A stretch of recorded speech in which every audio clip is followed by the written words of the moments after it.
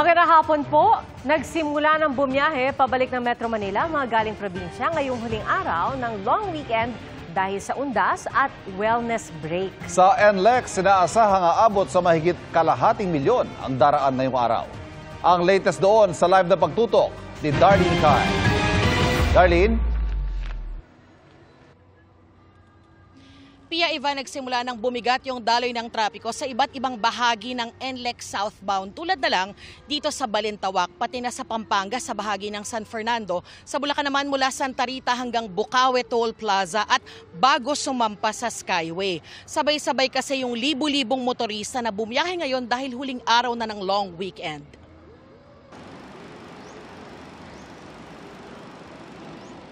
Ngayong huling araw ng long weekend, inaasahan ng mabigat na daloy ng trapiko sa ilang bahagi ng North Luzon Expressway. Kaya inagahan na ni Mark Louie ang pagluwas pa Maynila. Noong Biyernes kasi, na-traffic silang pamilya ng 6 na oras pauwi sa Abukay, Bataan. Plano po ng mas maaga, nung hindi pa po nakakauwi, nag-isip na po ng paraan kung tsaka yung araw po talaga na oras na ilalaan po sa pag-uwi. Para nga po, kasi mamaya po kasi sobra po na po ang traffic. Maaga ring bumiyahe ang pamilya ni Andre na nagbakasyon sa Guagua, Pampanga. Mas madali ang biyahe. Gantong oras kasi hindi naman masyadong traffic. Sa posibleng pagbigat ng daloy ng trapiko ngayong hapon hanggang paggabi, isang lane sa northbound ang inilaan ng NLEX para pang counterflow ng mga sasakyang pabalik sa Metro Manila. Inantabay na po namin yung counterflow dito sa Balegtas area hanggang Bukawe Toll Plaza para mas mabilis po makarating sa Bukawe Toll Plaza yung ating mga motorista. And then after Bukawe Toll Plaza, dito sa may tapat ng Ciudad de Victoria, dito sa southbound, meron din po tayong counterflow. Tuloy-tuloy na po yun all the way to Balintawak area. Bandang 1:00 ng hapon, 2 kotse ang nasangkot sa minor accident sa NLEX northbound sa San Fernando, Pampanga. Agad na ialis ang mga kotse pero nagdulot ang disgrasya ng mahigit 1 kilometrong build-up. Ayon sa NLEX, aabot daw sa mahigit kalahating milyon ng mga sasakyang daraan dito ngayong araw. Mas marami raw yan kaysa noong nakaraang taon. Kasi mas mataas sa 5% sigurado po ito dahil umpisa po nung time pa lang, tuloy-tuloy na po hanggang gabi. If we take po yung hourly volume po compared dun sa normal, malamang po mataas po sa 10% kung per hour po natin ikukumpara. Sa mga mangangailangan ng towing, ginawang libre ng NLEX Corporation hanggang bukas November 3 ang towing service papunta sa pinakamalapit na exit. Nakadeploy rin ang mga tauhan ng NLEX at mga ambulansya. Sinamantala ng mga motorista ang undas brake para magpakabit ng Unified RFID. Dinaanan ko para hindi nga ako masabay sa rush. Malaking bagay po kasi isa na lang po iloloadan tsaka hindi po hassle. May mga nagpagas na rin bago ang big time oil price hike sa Martes. Siyempre masakit kasi magtataas na naman po. Maliit na nga po ang kita, mababawasan pa.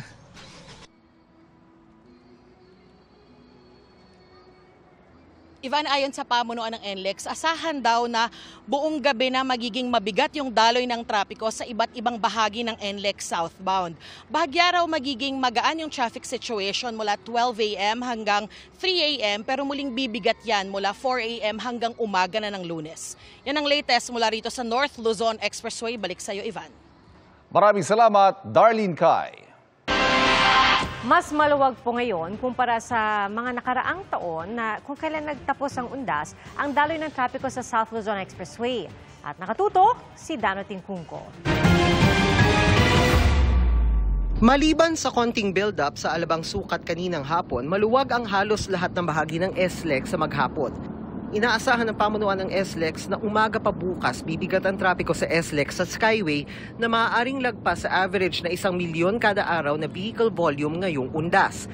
Para sa mabilis na biyahe, umiiral na ang One RFID Interoperability Program kung saan maaaring gamitin sa magkabilang expressway ang auto-sweep ng SLEX at Skyway at Easy Trip ng NLEX, TPLEX at SCTEX.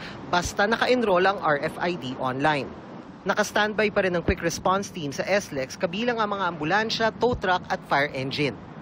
Dagsa na rin sa Batangas Port ang mga pasaherong pauwi ng Metro Manila mula Mindoro, Romblon at ilang probinsya sa Visayas. 58,000 ang mga dumaan sa Pantalan mula tanghali kahapon hanggang ngayong araw ayon sa Philippine Ports Authority. para sa GMA Integrated News. Dano Tingkung ko, nakatutok 24 oras. Gaya ng nakaugalian ngayong araw ng mga kaluluwa, dumalaw sa yumao mga taga-Angono Rizal. At nakatutok live, si Nico Wahe. Nico. Ivan, kung marami sa ating mga kababayan ang pabalik na sa normal ngayong araw dahil may pasok na bukas, ang mga taga-Angono Rizal, tradisyon na raw na gunitain ang undas sa mismong All Souls Day. Ngayong araw ng mga kaluluwa o November 2, ang nakaugaliang pagdalaw sa mga yumao ng mga taga-Angono Rizal. Dito sa Angono Municipal Cemetery, may mga ngayong araw lang din naglinis at nagpintura ng puntod. Na-late ng kasi may busy ako. Magkano pintura, sir? Ano lang sir, 250 lang to sir. Isa raw sa napansin ng mga taga-Angono, mas kakaunti ang mga pumunta ng sementeryo ngayong taon. Dati kasi siksikan, ngayon hindi na. Siguro kagabi pa yung iba nagpunta rito. Medyo hindi siya ganun karami at dahil may 31 tayo by 1 and of course nagkaroon sila ng chance para mauna yung iba at kung titingnan natin ang kabuuan ay hindi ganun kasikip. Sa pagsuyod naman namin sa Angono Municipal Cemetery, kapansin-pansing may mga nichong lubog sa baha, gaya ng nicho ng lola ni Bea. Mula noong ilibing ito rito noong 2018, palaging ganito ang sitwasyon. Medyo mahirap po pero ganun talaga. Mahirap. Maglilimas talaga ng maglilimas pag ganito eh. Ayon sa Angono Police, stagnant ng tubig sa dulo ng sementeryo at walang malabasan. Sinusubukan pa naming kunan ng pahayag ang LGU. Sa isang pribadong sementeryo rito, ang himlayan ng dalawang national artists, ang muralist na si Carlos Botong Francisco at ang composer na si Lucio San Pedro. Mga Boy Scout ang bantay sa kanilang mga puntod. Ivan, tulad ng inaasahan ay mas dumami pa yung mga dumadalaw rito sa Angono Municipal Cemetery. Siguro mga nasa 3:00 ng hapon kanina na magsimulang dumagsa yung mga dumadalaw rito at ayon sa Angono Police, nasa mahigit 10,000 na yung mga dumadalaw sa 3 sementeryo rito sa Angono Rizal. Ayon naman sa Rizal Police Provincial Office ay naging payapa ang paggunita ng undas sa buong probinsya. Yan muna ang latest. Balik sa Ivan. Maraming salamat, Nico Wahe. Sa ibang balita, nagkasunog sa isang condominium sa Quezon City. Reklamo ng ilang residente, hindi gumana ang fire alarm system ng gusali. Nakatutok si Bea Pinlac. Nilamon ng apoy ang unit sa ika-15 palapag ng isang condominium sa Barangay Kaunlaran, Quezon City mag-aalas 8 kagabi.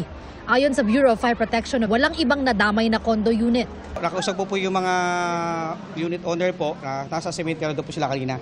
Buti na nga po, nasa labas po sila. But the rest of the units are minimal, mostly siguro dahil sa usok. Pinalika sa gusali ang lahat ng residente. Ang iba, kauuwi lang galing sementeryo. Grabe yung pag-aalala ko kasi syempre si Lola, yung kasama nga ng mga sobrang hirap bumaba, lalo na 11th floor po kami. Tapos 15th floor lang, so 2 floors lang yung pagitan ng fire. Reklamo ng ilang residente, walang tumunog na alarm o gumanang water sprinklers. Hindi biro ito. Wala kaming naririnig na alarm, wala. Nalaman lang namin na may sunog dahil may isang residente na nag-announce sa Viber group. We will look into that. We will properly investigate the matter. Iimbestigahan din ng BFP kung gumagana ang fire alarm system sa kondo. Mamit po kayo ng breathing apparatus kasi po 15 floors po yung origin of fire. High risk po to, in anticipation po, baka marami pong trap victims. So kinailangan po natin maraming personnel. Mag-aalas 10 ng gabi nang maapula ang apoy. Inaalam pa ang sanhi ng sunog at halaga ng pinsala. Para sa GMA Integrated News, Bea Pinlac, nakatutok 24 oras.